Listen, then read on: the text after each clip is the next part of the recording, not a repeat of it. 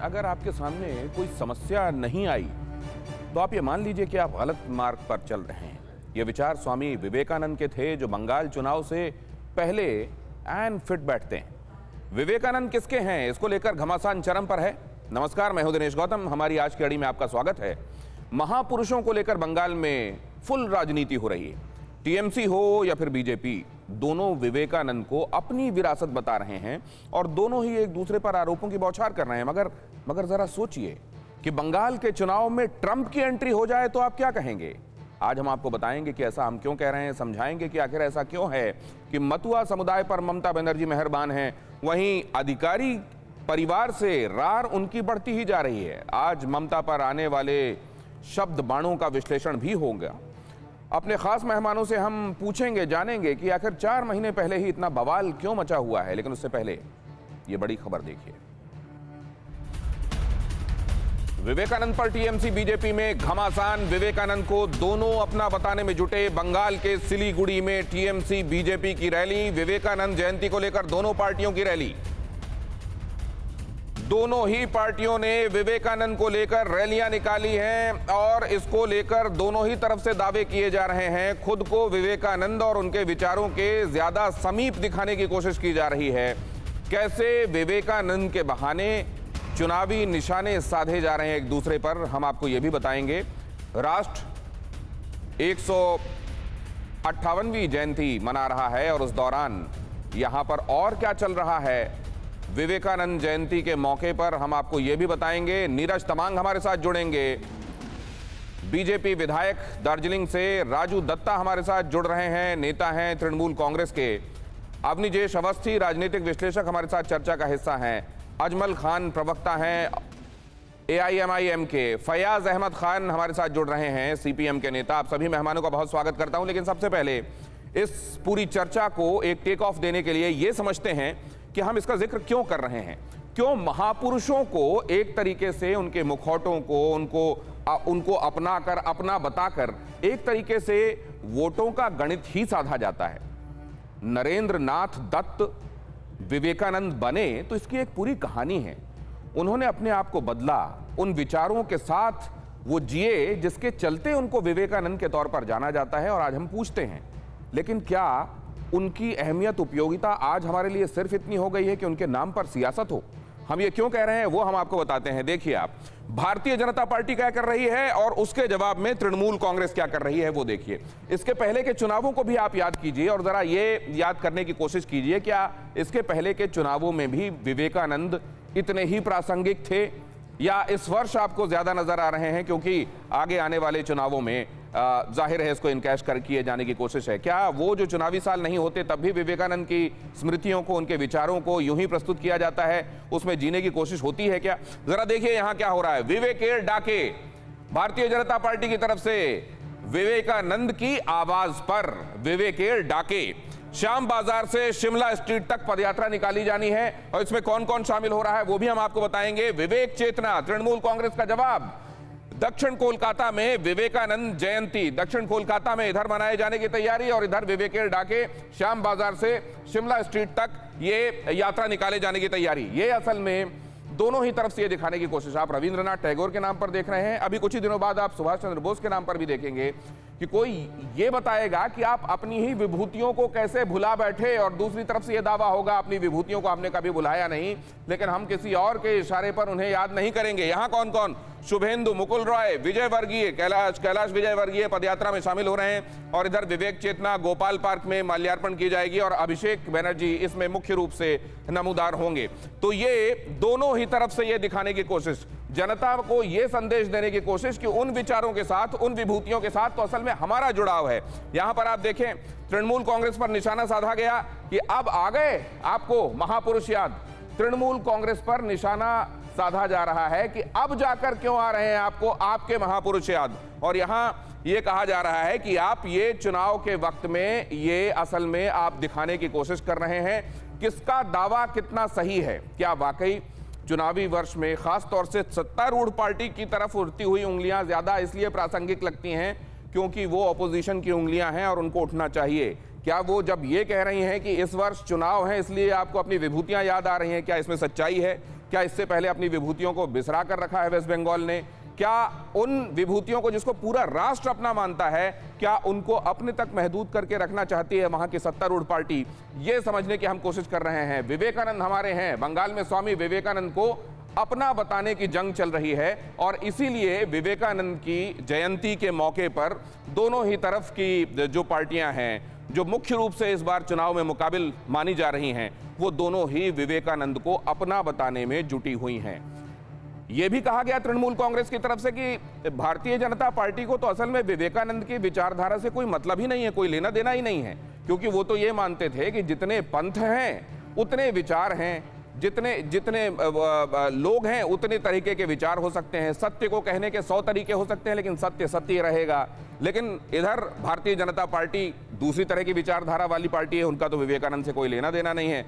उधर भारतीय जनता पार्टी ने हम आपको लगातार बता रहे हैं, वो ये कह रही है कि इस वर्ष चुनावी वर्ष होने की वजह से विभूतियों को याद किया जा रहा है।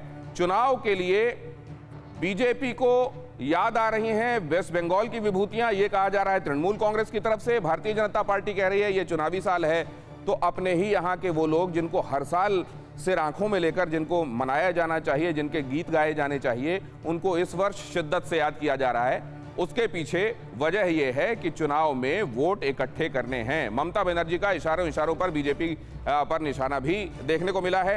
इस दौरान लगातार दोनों ही तरफ के लोगों की तरफ से ट्वीट देखने को मिले हैं, जिसमें विवेकानंद को तो याद किया गया है, लेकिन विपक्षी को छोड़ा भी नहीं गया है। जरा समझने की कोशिश करते हैं कि ये पूरा माजरा क्या है और किसके दावे में कितना दम है। क्या जैसा हमने एक फिल्म में देखा था कि भगवान भी हमारे लिए क्या बस इस्तेमाल की कोई एक शय रह गए हैं, वस्तु रह गए हैं? क्या महान विभूतियां भी हमारे लिए एक पर्टिकुलर दिन उनकी फोटो पर माल्यार्पण के साथ कुछ एक बातें उनकी दोहराकर असल में अपना हित साधने का एक बहाना हो गई हैं? वाकई महापुरुषों को हम जी रहे हैं, उनके दिखाए हुए रास्ते पर हम चल रहे हैं, और इसमें किसी और को अगर सियासत नजर आती है तो ये उसकी तकलीफ है, उसका सिरदर्द है। सबसे पहले तो जिम्बा साहब, मैं आपके साथ शुरुआत करना चाहूँगा। दार्जिलिंग से हमारे साथ जुड़े हुए हैं भारतीय जनता पार्टी के। ये क्या सियासत है या ये लोगों की निगाहें हैं जो हर चीज में सियासत देख लेती हैं?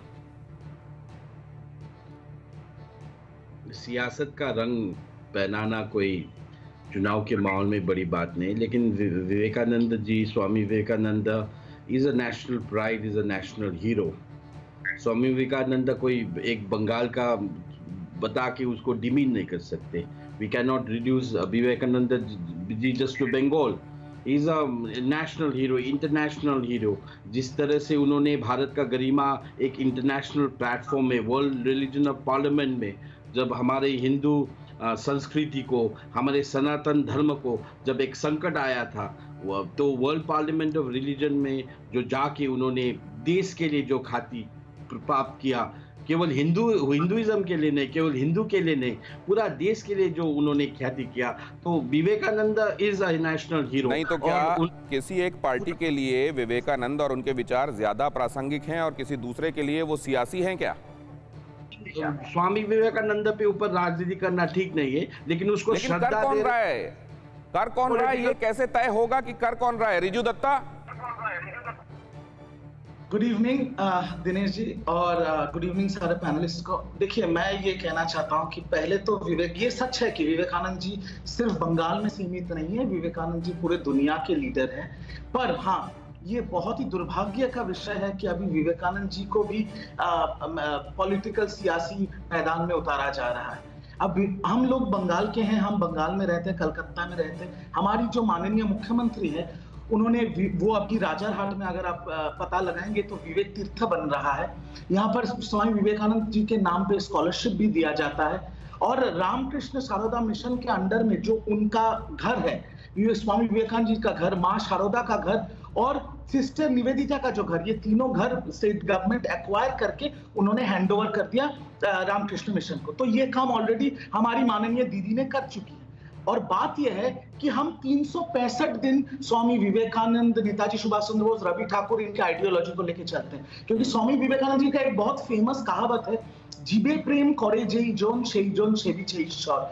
तो वैसे ही हमारा भी आइडियोलॉजी है, माँ माटी मानुष, हमको उनको लेके ही चलना है, उनका आइडियोलॉजी पे चलना है। तो ये प्रेम, पर दुख का बात ये अपने सियासी विपक्षियों के साथ भी आपका होना चाहिए। वो तो कह रहे थे कि सार्वत्रिक प्रेम होना चाहिए। रिजू दत्ता जी, विवेकानंद जी कहते थे कि हर तरफ प्रेम की बौछार करो, जहां स्वार्थ होता है वो सिकुड़न होती है, वो संकीर्णता होती है। तो ये प्यार तो ऑपोजिशन के लोगों के साथ भी होना चाहिए, वहां तो मर्डर्स दिखाई देते हैं। पर दिनेश जी यहाँ पर एक का चीज है, यहाँ पर ये चीज है, वो है 2019 में बंगाल में लोकसभा हुआ, वहां पर हमारे जो ऑपोजिशन है बीजेपी, उनके चुने हुए 18 सांसद है। पिछले साल भी तो विवेकानंद जी का जन्मदिन था, तब तो कोई नहीं गया था माला चढ़ाने, किसी ने तो रैली नहीं निकाला। आज क्योंकि इलेक्शन 4 महीने बाद है, तब सब चले गए माला चढ़ाने, उनका नाम जप रहे हैं और रैली कर रहे हैं। तो राजनीति हमारे जी से एक क्विक रिएक्शन ले लेता हूं, उसके फौरन बाद अवनीश जी के पास जाऊंगा। इसका जवाब ले लूं मैं कि ये चुनावी साल है इसलिए आपको याद आए, वहां तो पहले से स्कॉलरशिप दी जा रही है विवेकानंद जी के नाम पर, रामकृष्ण मिशन के नाम पर बहुत सारा काम किया जा रहा है, लेकिन आप लोग चुनावी वर्ष होने की वजह से वहां जाकर विवेकानंद जी को लेकर बातें कर रहे हैं।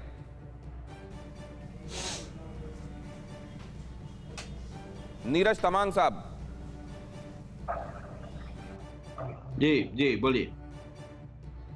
मैं उम्मीद कर रहा हूं कि आप नोटिस कर रहे होंगे क्या कहा जा रहा है। रिजू दत्ता कह रहे हैं कि हम तो यहां उनके नाम पर स्कॉलरशिप देने से लेकर वो तमाम काम जो होने चाहिए वो हम कर रहे हैं, लेकिन ये चुनावी वर्ष होने की वजह से यहां आकर विवेकानंद कर रहे हैं क्योंकि इनको इस पे सियासत करनी है। अभी तक बीजेपी कोई बंगाल में सरकार नहीं बनाया है, तो काम करना तो उन्हीं को है। 10 साल तक हो रहे थे तो उनको काम करना है। आज इलेक्शन के माहौल में याद आ रहा है, इतने 9 साल तक क्या करे थे? विवेकानंद के नाम पे स्कॉलरशिप दिया, किसी ने नहीं सुना। इतने तामझाम से पॉलिटिकल वेंडेटा करके कर रहा है, कोई कुछ नहीं है। ठीक है, तो आपने कहा जो सत्तारूढ़ है प्रोपेगेंडा शो, वो उसको करना पड़ेगा और कर रहा है, तो इसमें कोई बहुत बड़ी बात नहीं है। लेकिन अवनीश जी के पास जाऊं मैं। अवनीश जी दोनों ही इस बात से इनकार करते हैं कि हम सियासत कर रहे हैं, और दोनों ही तरफ से दावे हैं कि हमारी असल में वैचारिक प्रतिबद्धता है स्वामी जी के दिखाए हुए रास्ते के साथ। आपका आकलन क्या है?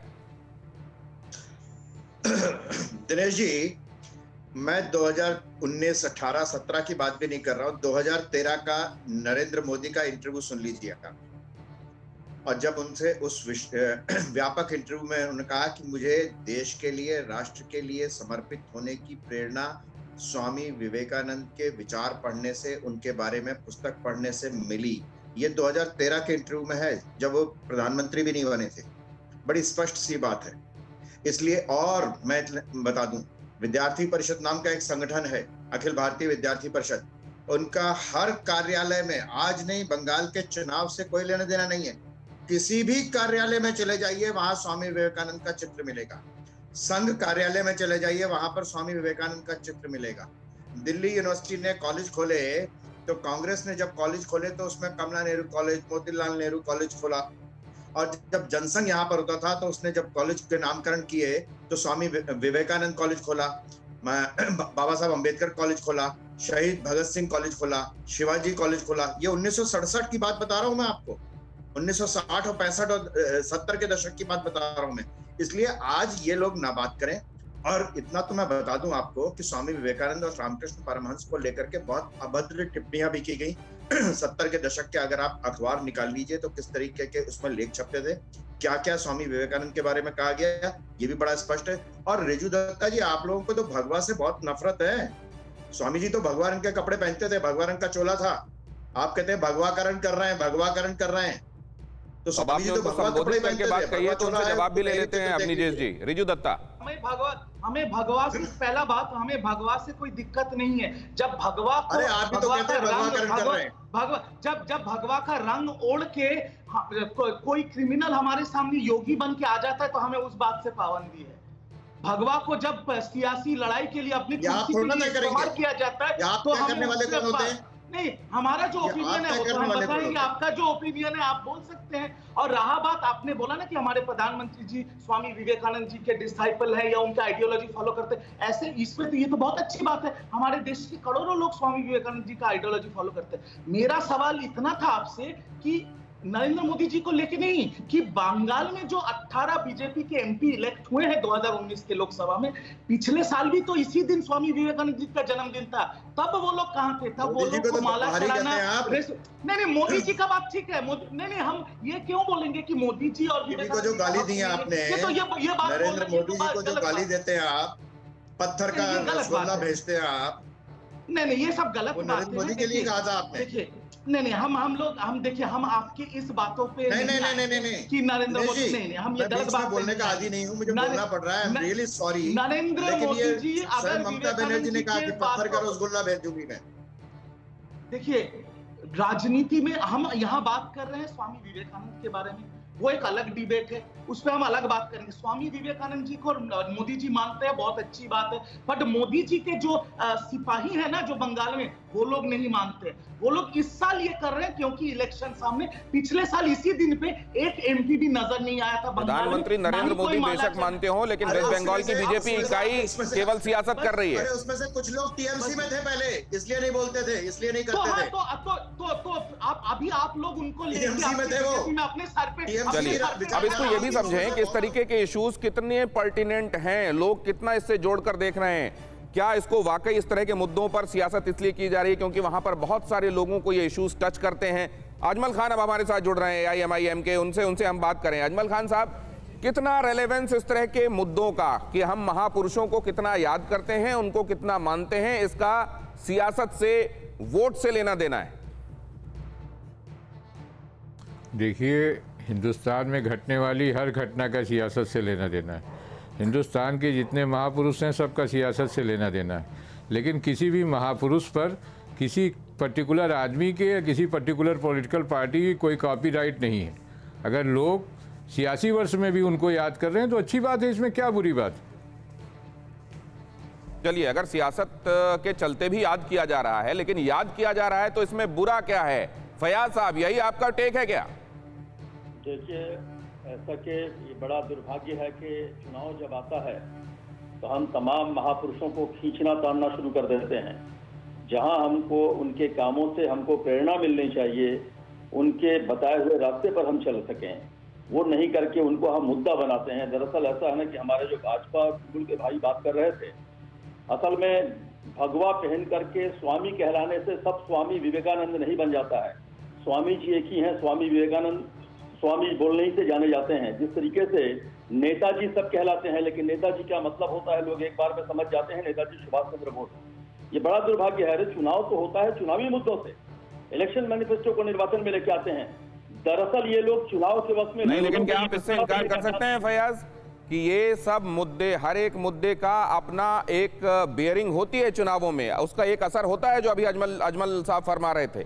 क्या आप इससे इनकार कर सकते हैं? दूसरे, किसी भी बहाने अगर महापुरुषों को याद किया जा रहा है तो इससे तकलीफ होनी चाहिए क्या? मरा मरा कह के कोई तर गया, राम राम समझकर उसको समझा गया कि इसने भगवान का ही नाम लिया है, तो इसमें दिक्कत क्या है? और तीसरे, अगर कोई पार्टी किसी एक विचार, किसी एक महापुरुष के ज्यादा करीब दिखाई देती है तो क्या एक संदेश नहीं जाएगा? कौन सिर्फ करने के लिए कर रहा है, औपचारिकता कर रहा है, और कौन दिल से मान रहा है? क्या इसका संदेश नहीं जाता? मैं आपके पास आऊंगा, लेकिन उससे पहले एक अहम खबर बता दूं।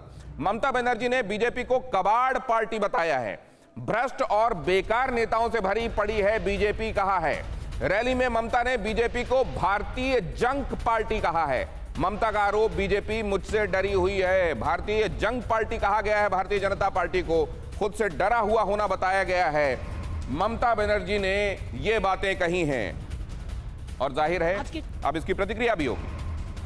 चलছে আজকে সারা দেশে প্রেসিডেন্সিয়াল ফর্ম অফ গভর্নমেন্টের কায়দা চলছে, আর এটা বিজেপি সবাইকে ভয় দেখিয়ে, কাউকে সিবিআই দেখিয়ে, কাউকে ইডি দেখিয়ে তাদের কোনো দোষ নেই, এমনি এমনি একটা কাগজ তৈরি করছে যে কাগজ কোর্টে গিয়ে হারবে, কোনো ভ্যালু নেই। যদি দু নম্বরই করতে চাও তবে বিজেপিতে দাও, যদি টাকা মারতে চাও তবে বিজেপিতে যাও। বিজেপি একেবারে जंक पार्टी हो गए, भारतीय जंक पार्टी।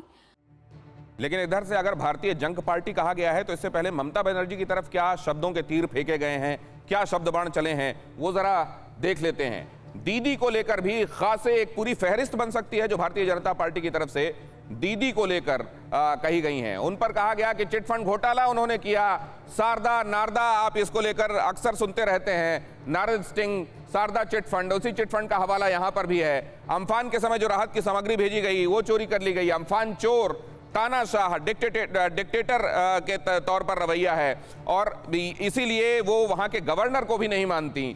अनाज चोर, अनाज जो भेजा गया लोगों की मदद के लिए कोविड के समय, उसकी चोरी कर ली गई। तोलाबाज, हर चीज में कट कमीशन लेने की वहां की सरकार की आदत और उसको प्रश्रय ममता बनर्जी की वजह से। भतीजावाद, अभिषेक को प्रश्रय देना, उसको नंबर 2 बनाए रखना और उसको आने वाले दिनों में गद्दी सौंपना, और इसी वजह से तृणमूल कांग्रेस में बिखराव, बहुत सारे लोग नाराज। तुष्टीकरण, मुस्लिम तुष्टीकरण, और इसी अपीजमेंट के चलते आपने ये भी सुना होगा कि ये कहा गया कि मुहर्रम और दुर्गा पूजा में से अगर चुनना पड़ता है तो मुहर्रम के जुलूस को वरीयता दी जाती है। क्यों? क्योंकि वो तुष्टीकरण कर रही हैं। घुसपैठियों को अंदर आने दिया गया और उनको वहां का नियमित नागरिक बनने दिया गया। क्यों? क्योंकि वो तुष्टीकरण की राजनीति कर रही हैं और इसी तुष्टीकरण की राजनीति से आने वाले दिनों में बंगाल को बचाना, ये कह रही है भारतीय जनता पार्टी। तो ये पूरी एक फहरिस्त है और इधर कह दिया गया है भारतीय जंक पार्टी। ये बात यहां से निकली है। अगर ये इफ्तिदा है तो अंजाम क्या होने वाला है? अगर यहां से शुरुआत हुई है तो कहां जाकर बात थमेगी? अब जरा ये समझ लेते हैं अपने मेहमानों से, क्या ये जरूरी है रिजू दत्ता, भारतीय जंक पार्टी, आपकी तरफ से ये विशेषण दिया जाना जरूरी है क्या? ये ईंट का जवाब पत्थर है?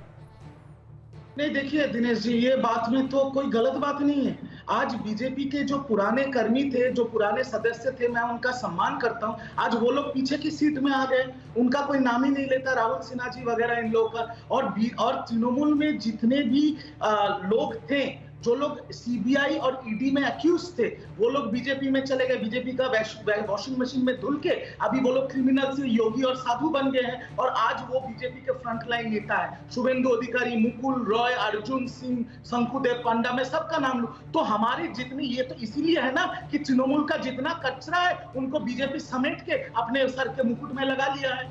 तो इसीलिए तो हम लोग उनको, दीदी ने कहा है कि बीजेपी इज नहीं, जो आपके यहाँ नंबर 2 नेता था वो कचरा कैसे हो गया? और दूसरा, कम से कम आपको इस बात का सम्मान करना चाहिए कि बहुत दिनों तक आपके वो नेता थे, उन्होंने सरकार में लाने में तृणमूल को बहुत अहम भूमिका निभाई। क्या आपका साथ किसी ने छोड़ दिया तो उसका सम्मान भी नहीं रहेगा? मतलब इधर माई वे और हाई वे।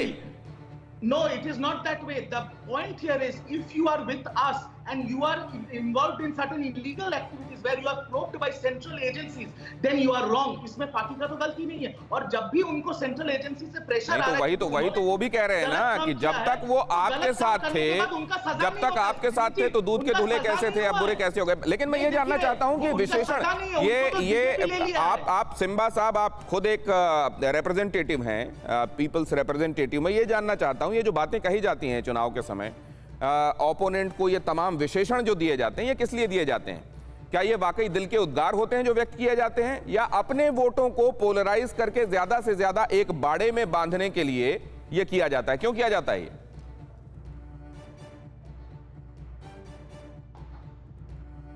नीरज तमांग, जिम्बा साहब को शायद मेरी आवाज पहुंची नहीं। अब मैं अवनीजेश जी से यही बात समझना चाहता हूं। अवनीजेश जी, ये क्यों होता है? ये इंडियन पॉलिटी का हिस्सा ये क्यों है? क्या पोलराइजेशन के लिए आवश्यक है ये? दिनेश जी, बड़ी साफ सी बात है। आज वो सीपीएम के नेता यहाँ पर जो बैठे हैं, प्रवक्ता बैठे हैं, आज वो नेताजी के नाम पर कह रहे थे कि नेताजी तो बहुत लोगों को कहा जाता है लेकिन नेताजी एक ही हैं। मैं इनसे पूछता हूँ कि कम्युनिस्ट पार्टी ने नेताजी को क्या कहा था? आपको मालूम है दिनेश जी क्या कहा था? ताओ का, तो ये तो फैयाज जी से बात करेंगे। जापानी कुत्ता कहा था नेताजी सुभाष चंद्र बोस को, और भारत के संदर्भ में नहीं, क्योंकि बाकी रूस और सेकेंड वर्ल्ड वॉर में जिस तरफ ये खड़े थे, नेताजी सुभाष चंद्र बोस जापान की तरफ थे, तो इनके लिए गैर हो गए, वो कुत्ते हो गए। और मैं बड़ी साफ सी बात कहता हूँ, आप मानिए ना, सब मानने, सबको मानना चाहिए स्वामी विवेकानंद की। मैं कम्युनिस्ट पार्टी के किसी भी कार्यालय में चले जाइए आप, वहां पर आपको मार्क्स की, लेनिन की, स्टालिन की, माओ की तस्वीर मिलेगी, स्वामी विवेकानंद की तस्वीर कहीं नहीं मिलेगी। और आज उछल के कह रहे हैं नहीं, स्वामी जी तो बहुत बढ़िया आदमी है, स्वामी जी तो एक ही है, स्वामी जी तो भगवा पहनते हैं, तो क्या हो गया, दूसरे लोग भगवा नहीं पहन सकते। फैयाज अहमद खान, जवाब। ये है वास्तव में राजनीति की सियासत कब जो है। ओके, अपनी जी आप स्वामी जी का नाम भी ले, जवाब ले लें। स्वामी जी के बारे में जितनी अजीबोगरीब बातें कर सकते हो वो कर सकते हैं। बुनियाद पर ही चलती है, उसकी बुनियाद ही झूठ है और धर्म और राजनीति, धर्म को लेकर राजनीति करती है। यहाँ पर जहाँ पर कि हम देश प्रेम दिवस का मुतालबा करते हैं, हम वामपंथी लोग, जहाँ पर वाम मोर्चे की सरकार रही हमने कहा था 23 जनवरी को जब बुद्धदेव भट्टाचार्य मुख्यमंत्री, हमने 23 जनवरी को देश प्रेम दिवस का घोषणा सरकार ने किया, पूरे देश से मांगा गया। और ये कह रहे हैं नेताजी के बारे में इनको कहने का कोई अधिकार ही नहीं है। नेताजी का श्रद्धा, नेताजी को, वो तो भारत के स्वतंत्रता आंदोलन में उस वक्त के भगत सिंह से लेकर के बाकी लोग नेताजी को के तरह देश के अंदर में स्वाधीनता आंदोलन के सिपाही रहनुमा का वो कायल थे, लेकिन ये इसको बहका रहे हैं। और दूसरी बात रही कि हम कभी फोटो की राजनीति नहीं करते हैं, चेहरा दिखा करके वोट मांगने का, और चेहरे की राजनीति नहीं कि हम अपने पार्टी ऑफिसों में चेहरा लगा करके इस बात को कहते हैं। रिजू दत्ता यहाँ कुछ कहना चाह रहे हैं, क्विकली रिजू। महापुरुष। हाँ दिनेश जी सब पैनलिस्ट के लिए आपके चैनल पे पहला बार मैं एक बहुत बड़ा ब्रेकिंग न्यूज दे रहा हूँ, काइंडली इसको सुन लीजिए। जितने भी चैनल है, national channel through out the board, वहां पर बीजेपी के जितने भी प्रवक्ता आते हैं, वो लोग ममता बनर्जी का दुआरे सरकार आउटरीच, जो जिसमें 2 करोड़ लोगों को फायदा मिला, और स्वास्थ्य साथी को वो लोग अटैक करते हैं। वो बोलते हैं कि इसके अगेंस्ट में बात करते हैं। आज का ब्रेकिंग न्यूज ये है कि झारग्राम डिस्ट्रिक्ट में और गोविंद बल्लभपुर गांव में हम बीजेपी के स्टेट सभापति दिलीप घोष, उनके छोटे भाई और उनके कजिन भाई, इन दोनों ने ममता, जो आज के डेट में झारग्राम में बीजेपी के पोर्टफोलियो होल्डर है, वो लोग दुआरे सरकार में खड़े होके स्वास्थ्य साथी का कार्ड बनाया है। अभी आप बोलिए इसका मतलब क्या है? आप ये कह रहे हैं कि दुआरे सरकार जो लोगों तक आउटरीच करने की जो प्रोग्राम है उसकी निंदा की जा रही है बीजेपी की तरफ से, लेकिन उसी बीजेपी के पदाधिकारियों की तरफ से उसका लाभ भी उठाया जा रहा है। आप ये कह रहे हैं? नहीं दिनेश जी, जो बीजेपी के बंगाल के प्रेसिडेंट है दिलीप घोष, तो पदाधिकारी वही तो मैं कह रहा हूँ ना, उनके छोटे भाई जो आप कह रहे हैं गोविंद वल्लभपुर के वो पोर्टफोलियो होल्डर भी हैं, जो आप बता रहे हैं कि झारग्राम में जो जिनके पास अपनी एक पोजीशन भी है बीजेपी में। ठीक है, इसका जवाब ले लेंगे, इसका जवाब ले लेते हैं। और मैं ये जानना चाहता हूँ कि क्या सरकारी योजनाएं जो होती हैं वो आप ये देखकर चलाते हैं रिजू दत्ता कि ये बीजेपी वाला है या टीएमसी वाला? अगर बीजेपी वाला आता है तो आपके लिए वो ब्रेकिंग न्यूज हो जाती है क्या? नहीं पर दिनेश जी, ये तो बात है कि अगर एक सरकारी इनिशिएटिव को आप सारा दिन सारी रात हर नेशनल चैनल पे उसका विरोध करें और उसको गाली गलौज करें, फिर नीरज तमाम साहब, आपको आवाज आ रही है क्या मेरी और इनकी रिजू दत्ता की? वो ये कहना चाहते हैं कि जिस योजना को आप पानी पी पी कर कोसते हैं उसका फायदा लेने के लिए लाइन में क्यों खड़े हो जाते हैं? Is that the question to me? या What क्या बोल रहे थे? मेरा I have some problems with the audio. I so very regret कि whatever is happening. Problem with the audio or problem with the language, Neeraj Tamang साहब? Do you want this to be coming to you in English? I have some audio problems. Okay, I can't really listen to Raju ji. आप मुझे सुन पा रहे हैं आराम से? हाँ अभी मैं सुन पा रहा आपको। रिजू दत्ता कह रहे हैं कि आप अपना स्पीकर आपने ऑन किया हुआ है, शायद उसको बंद कर दीजिए। आप सीधे कानों में सुनिए तो आपको ये प्रॉब्लम नहीं आएगी। नंबर 1। नंबर 2, मैं ये अहम खबर बता दूं, उसके बाद इनका सवाल लेकर आपके पास आऊंगा, जब तक आप रेडी होते हैं। बंगाल चुनाव से पहले बीजेपी पर ममता का तीखा वार। ममता ने कहा ट्रंप समर्थक जैसे ही बीजेपी समर्थक। चुनाव हारने पर हंगामा बचाएंगे बीजेपी वाले। ट्रंप समर्थकों जैसा बर्ताव करेगी बीजेपी, कहना है ममता बनर्जी का। ट्रंप समर्थकों पर अमेरिकी संसद में हमले का आरोप है। कैपिटल हिल में क्या हुआ हम सब ने देखा है, और ममता बनर्जी उसी चीज की समानता ड्रॉ कर रही हैं बंगाल के साथ और कह रही हैं बीजेपी वाले भी बर्दाश्त नहीं कर पाएंगे हार, वैसा ही धमाल मचाएंगे। যেমন ট্রাম্প করছে দেখছেন না, হেরে গিয়েও বলছে না আমি জিতেছি, তো ওরাও তাই হেরে গিয়েও বলবে না আমি জিতেছি, হাম জিতা है। কোনো পার্থক্য নাই, যেমন ট্রাম্প। और इस बात को तो समझें जरा कि क्या वाकई ममता बनर्जी इतनी दूरदर्शी हैं कि वो देख पा रही हैं कि चुनाव के बाद क्या होने वाला है और हारने वाला क्या करने वाला है, और एक तरीके से उन्होंने चुनाव के बाद के नतीजों को भी देख लिया है क्या कि कौन सी पार्टी विजयी होगी और कौन हारेगी। अब निजेश जी, ये क्यों हुआ है? मैं अभी आपसे एक राजनीतिक विश्लेषक की हैसियत से ही सवाल कर रहा हूं कि ऐसा बोलने की आवश्यकता किसी को क्यों पड़ती है?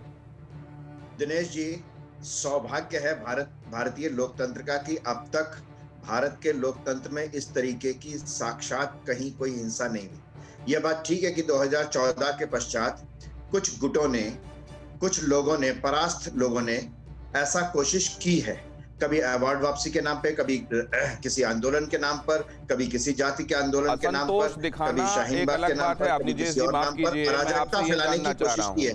लेकिन 17 आम चुनाव, 300 असेंबली के चुनाव जो देश देख चुका है, वहां पर सत्ता का हस्तांतरण जहां स्मूथ हुआ है, वहां इस तरह का डर क्यों है ममता बनर्जी को? भाजपा छत्तीसगढ़ में हारी, क्या हुआ? भाजपा राजस्थान में हारी, क्या हुआ?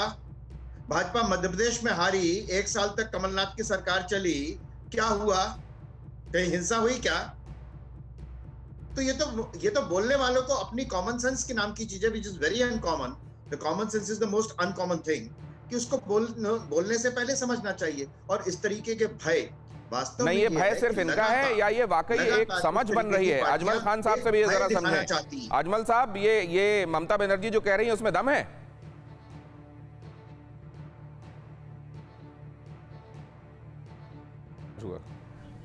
तो लोगों को कहने का, चुनावी प्रतिद्वंद्विता में ये कहने का मौका मिल गया है। लोग चुनावी साल में वैसे भी राजनीतिक पार्टियों पे इल्ज़ाम लगाते हैं। क्या ये सही नहीं है कि ममता दीदी बीजेपी की गवर्नमेंट में मिनिस्टर थी? ये भी एक सच्चाई है। अब आगे क्या होगा इसे कौन जानता है। फिलहाल ये चुनावी वर्ष है, इस तरह के आरोप प्रत्यारोप लगते रहेंगे।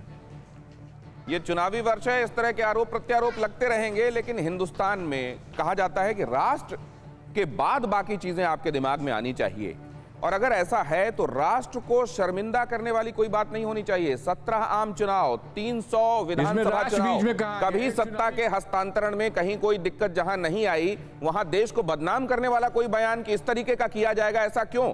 ठीक है, कुछ लोगों का असंतोष होता है, कुछ लोग अपने अपने तरीके से व्यक्त करते हैं, लेकिन ये तो हमने कभी नहीं देखा जो अमेरिका में दिखा।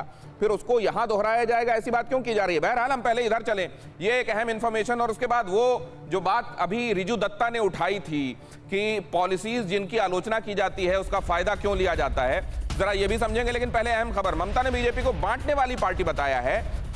कोलकाता के बाबूघाट में ममता का बड़ा आरोप, बगैर नाम लिए बोली है कि देश को बंटने नहीं दूंगी, लोगों के लिए जीऊंगी, काम करूंगी और मरूंगी। ममता का इशारा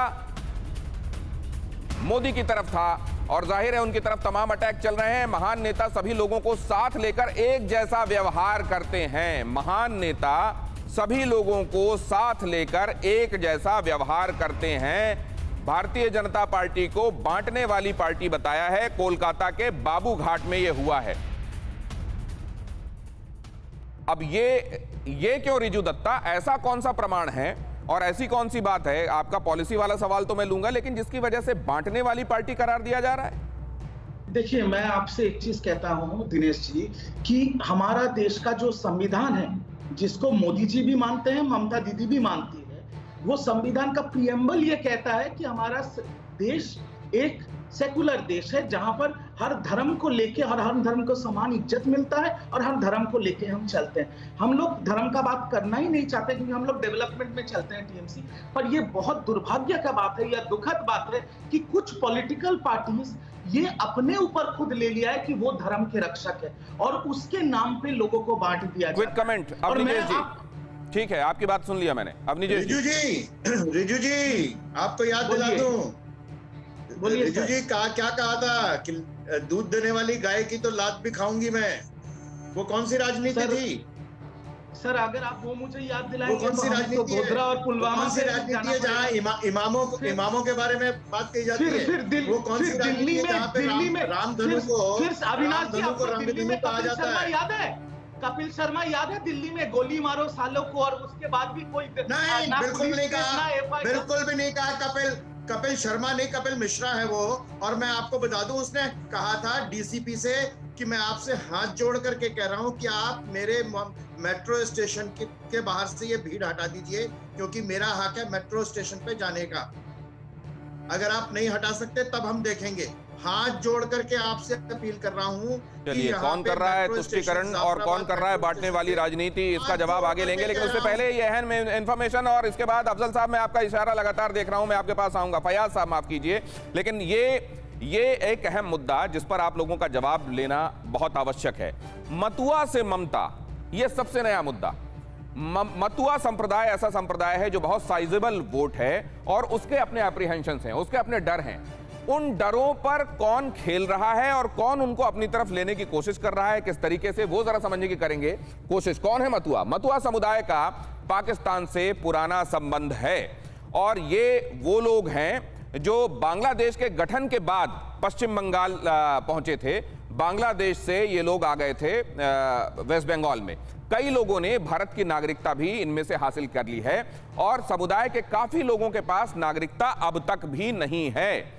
ये वो लोग हैं जो हिंदू संप्रदाय से ताल्लुक रखते हैं, जो चले आए थे बंटवारे के बाद इधर, और नदिया जिले में सबसे ज्यादा करीब 40% आबादी इनकी है। मतुआ संप्रदाय के लोगों को यह लग रहा है कि यहां पर अगर नागरिकता के संबंध में जो कानून है वो अगर लागू किए गए तो क्या हमारी नागरिकता खतरे में आ जाएगी, क्या हमारी पहचान भी किसी घुसपैठिए के तौर पर होगी और क्या हमको बाहर कर दिया जाएगा। बीजेपी ने सीएए एनआरसी लागू करने का भरोसा दिया है, लेकिन यह कहा है कि उनकी नागरिकता को किसी तरीके का खतरा नहीं आएगा। उधर ममता बनर्जी लगातार ये कह रही हैं कि भारतीय जनता पार्टी से मतुआ संप्रदाय को खतरा हो सकता है। ममता ने नागरिकता को लेकर बीजेपी पर हमला बोला। यह स्पष्ट कर दिया गया है, कैलाश विजयवर्गीय ने भी बोला कि नागरिकता को लेकर चिंता करने की बात नहीं है, यहां पर हम नागरिकता को लेकर वो कानून लागू नहीं होने देंगे जिससे मतुआ संप्रदाय के लोगों को यहां पर समस्या आए। अब क्या मतुआ को लेकर फिलहाल चुनावी वर्ष में यह सियासत हो रही है? क्या वाकई उनको डरने की आवश्यकता है या उनके डर को हवा देकर असल में सियासत करने की कोशिश की जा रही है? बहुत सारी चीजें हैं जिसमें एक पॉलिटिक्स हो रही है। क्या विवेकानंद पर पॉलिटिक्स हो रही है? क्या मतुआ पर पॉलिटिक्स हो रही है? हम ये समझने की कोशिश कर रहे हैं। और अगर अब ये आवाज जा रही है रिजू दत्ता, तो मुझे समझाइए कि पॉलिटिक्स हो रही है क्या, और अगर हो रही है तो कौन कर रहा है? कौन है मतुआ का हितैषी? ठीक है दिनेश जी, आपका सवाल का जवाब यह है कि मतुआ जो लोग हैं हमारे बंगाल में क्या है, बहुत ऐसे मतुआ रहते हैं, उत्तर बंग में राजवंशी हमारे भाई बहन हैं। तो हमारी जो नेत्री है दीदी ने साफ कहा है कि जो लोग यहाँ पर रहते हैं, जो यहाँ पर बस गए हैं, जिनके बच्चे यहाँ पर पैदा हुए हैं, वो यहाँ के नागरिक है और यहाँ पर हर नागरिक को उनका हक मिलेगा। और दीदी सीएए के खिलाफ इसलिए है क्योंकि हमें भरोसा ही नहीं है सेंट्रल गवर्नमेंट और बीजेपी के सीएए पे। आसाम में तो सीएए हुआ था, उसमें क्या हुआ? अब 12 लाख आसाम के लोग जो हिंदू हैं उनको भेज दिया डिटेंशन कैंप में। जब तक दीदी है बंगाल में कोई डिटेंशन कैंप नहीं बनेगा। यहाँ पर हर आदमी जो रहता है उसका हक है इस जमीन पे, जितना हमारा है उतना ही उनका है और यही हमारा। नीरज तमांग, आपको आवाज आ रही है रिजू दत्ता की? आप जवाब देना चाहेंगे इस पर? यही तो आपको सुनाई दे रहा है मेरा ऑडियो? हाँ, सुने रिजू दत्ता, आपका पॉइंट मैं समझ गया। नीरज तमांग भी इसको सुन रहे थे, वो जवाब देंगे।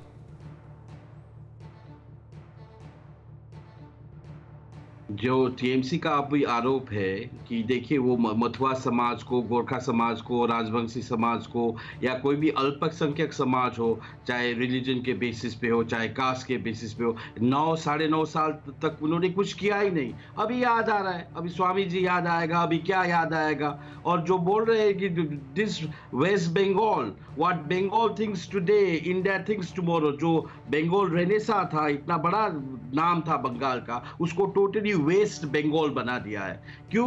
उनके गलत शासन के कारण। This is all vindictive politics of Mamata Banerjee to appeal. आपने कहा, आपने लिस्ट दिखाया था कितना कम्युनिटियों का लिस्ट दिखाया था, पॉलिटिक्स कौन कर रहा है या असल में डिवाइड करके ही पॉलिटिक्स होती है? जरा ये भी समझ लें। अब ये फयाज साहब के पास मैं जा रहा हूं, आपकी बात मैं समझ गया। नीरज तमांग साहब, अभी रिजू दत्ता आपको सुन नहीं पा रहे हैं। आपने कुल मिलाकर ये कहा कि अगर आप इतने ही बड़े मतुआओं के या फिर दूसरे हिंदू अल्पसंख्यकों के समर्थक हैं तो आपने पहले ये रंग क्यों नहीं दिखाया? अब क्यों आपको ये कहना पड़ रहा है? लेकिन मैं इसको लेकर अब फयाज आपके पास आ रहा हूं। क्या डिवाइड करके ही वोट हासिल किए जा सकते हैं? देखिए, ऐसा है कि तृणमूल और बीजेपी दोनों पोलराइजेशन की राजनीति कर रही है। ये लोग सिर्फ लोगों को कौन नहीं करता? धज्जी उड़ गई है संविधान की। धर्म के आधार पर, कास्ट के आधार पर, भाषा के आधार पर अगर वोट मांगा जाए, ये दुर्भाग्य है। वोट का राजनीति असल में ये दोनों के दोनों अपने मुद्दों में फेल हैं। बंगाल की ममता बनर्जी भी जो वादा की थी चुनावी प्रचार में, जब अपने इलेक्शन मैनिफेस्टो को वो फुलफिल नहीं कर पाई। बीजेपी भी वही काम किया है, देश की जनता को वादा करके नहीं कर पाया। तो आज देख रहे हैं किस तरीके से लोगों को गुमराह किया जा रहा है। यहाँ तक कि देख रहे हैं देश के किसान आज जो है आंदोलन कर रहे हैं, वो आज ठंडे में पड़े हुए हैं, उनके तरफ नहीं देख रहे हैं और बंगाल के किसान के पास वो दौड़ के आ जा रहे हैं। असल में ये सत्ता की राजनीति कर रहे हैं और सत्ता की राजनीति करने के लिए इनको किसी भी धर्म, मजहब, जुबान पर अगर उन पर जो है बुलडोजर चलाना पड़े तो चला दें, लेकिन इनको सत्ता। मेरे सवाल का जवाब फिर भी नहीं मिला अजमल साहब। ये बांट कर ही सियासत होती है क्या, ये मैं आपसे जानना चाहता हूं अब। लेकिन उससे पहले एक अहम खबर बता दूं, बीजेपी ने ममता बनर्जी की तुलना ट्रंप से की है। दिलीप घोष ने कहा ट्रंप जैसी तानाशाह है ममता, ममता को भी लोकतंत्र में भरोसा नहीं है, कहा है दिलीप घोष ने। चुनाव हारने पर ट्रंप जैसा बर्ताव करेंगी ममता, चुनाव हारने के बाद भी नाबाना नहीं छोड़ेंगी ममता, दिलीप घोष ने कहा है। तो एक तरफ ममता बनर्जी ने कहा कि दिलीप के ट्रंप के समर्थकों जैसा व्यवहार करेंगे भारतीय जनता पार्टी वाले जब चुनाव हारेंगे।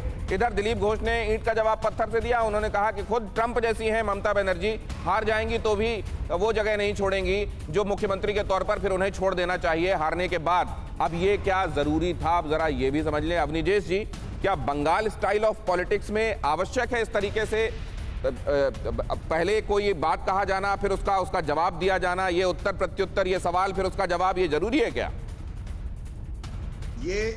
मैं दिनेश जी बड़ी साफ सी बात बता दूं, 30 साल के वामपंथियों के शासन में और उसके पश्चात ममता बनर्जी के शासन में जिस प्रकार से हिंसा ने वहां की राजनीति को आच्छादित कर लिया है कि हिंसा के आधार पर, रिगिंग के आधार पर चुनाव जीता जा सकता है और सत्ता पाई जा सकती है, बंगाल का भद्रलोक उससे अब आजिज आ चुका है।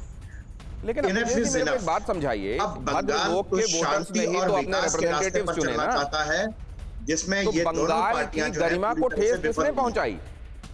भद्रलोक के वोटर्स ने, जो बालिग वोटर्स थे जिनको वोट देने का अधिकार था, उन्हीं ने तो रिप्रेजेंटेटिव्स चुने अलग अलग सरकारों में।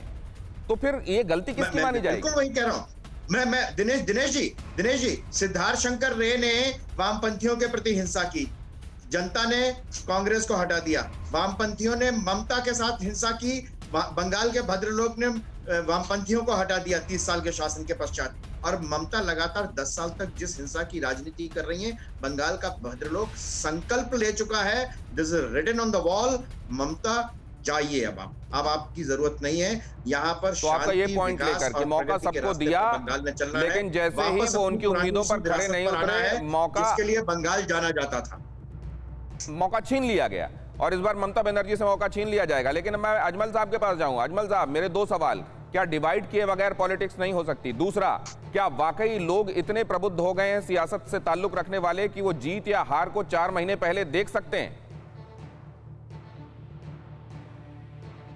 कहा कि राजनीतिक प्रतिद्वंद्विता है, चुनावी वर्ष है।